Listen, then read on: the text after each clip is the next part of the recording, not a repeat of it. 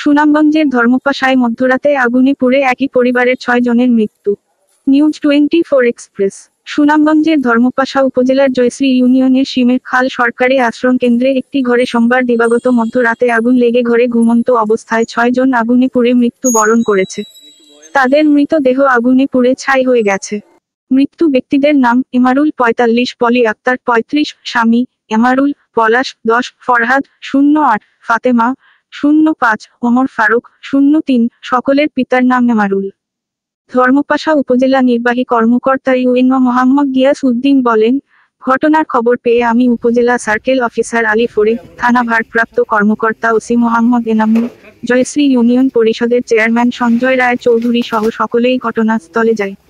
আমার পক্ষ থেকে জয়শ্রী ইউনিয়ন পরিষদের চেয়ারম্যানকে দায়িত্ব দিয়ে এসেছি দাফন কাফনের সকল ব্যবস্থা করার জন্য।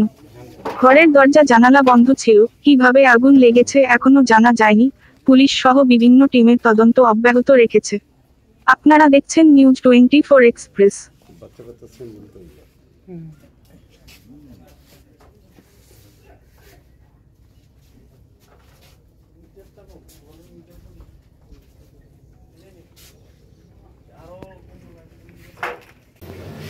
জি, ধন্যবাদ আপনাদেরকে।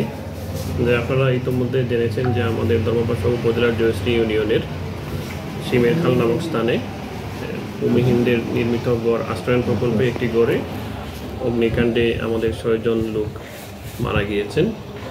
তো আমরা গতকালকে রাতে ঘটনাটি ঘটে আমরা সকাল 5:30টার দিকে আমি আমাদের সার্কেল এসপি মহোদয়, অফিসার ইনচার্জ মহোদয় এবং সংশ্লিষ্ট ইউনিয়ন পরিষদের চেয়ারম্যান সহ আমরা সরজমিন পরিদর্শনে যাই। পরিদর্শনে গিয়ে আমরা দেখতে পাই যে হ্যাঁ, অগ্নিকাণ্ডে গড়টি ক্ষতিগ্রস্ত হয়েছে এবং 6 জন লোক এখানে স্পটেই মারা গিয়েছেন। ওই পরিবারের প্রধান ছিলেন আপনার এমারুল, তার স্ত্রী পলি আক্তার এবং তার 4 জন সন্তান পলাশ, ফরহাদ, ফাতেমা আক্তার এবং সর্বকনিষ্ঠ সন্তান ওমর ফারুক সহ সবাই ওই ঘটনাস্থলেই মারা যান। আমরা সরজমিন পরিদর্শন করেছি। পুলিশ ইউনিট, পিবিআই এবং সিআইডিকে জানানো হয়েছে, তারা আসতেছে। তারা আসার পরে ময়নাতদন্ত, তারা তাদের ক্রাইম সিনগুলো নেওয়ার পরে ময়নাতদন্তের জন্য এটা পাঠানো হবে। পাশাপাশি আমরা যেহেতু একই পরিবারের 6 জন ছিল এবং এই 6 জন যেহেতু মারা গিয়েছেন, সুতরাং তাদের দাফন কাফনের জন্য সার্বিক যে সহায়তা, এটা আমরা উপজেলা প্রশাসনের পক্ষ থেকে বহন করিব এবং এখানে আমার প্রতিনিধি হিসেবে ইউনিয়ন পরিষদের চেয়ারম্যানকে রাখা আছে, তিনি এই যাবতীয় ব্যবস্থা গ্রহণ করবেন এবং এই সম্পূর্ণ ব্যাপার আমরা উপজেলা প্রশাসন বহন করব।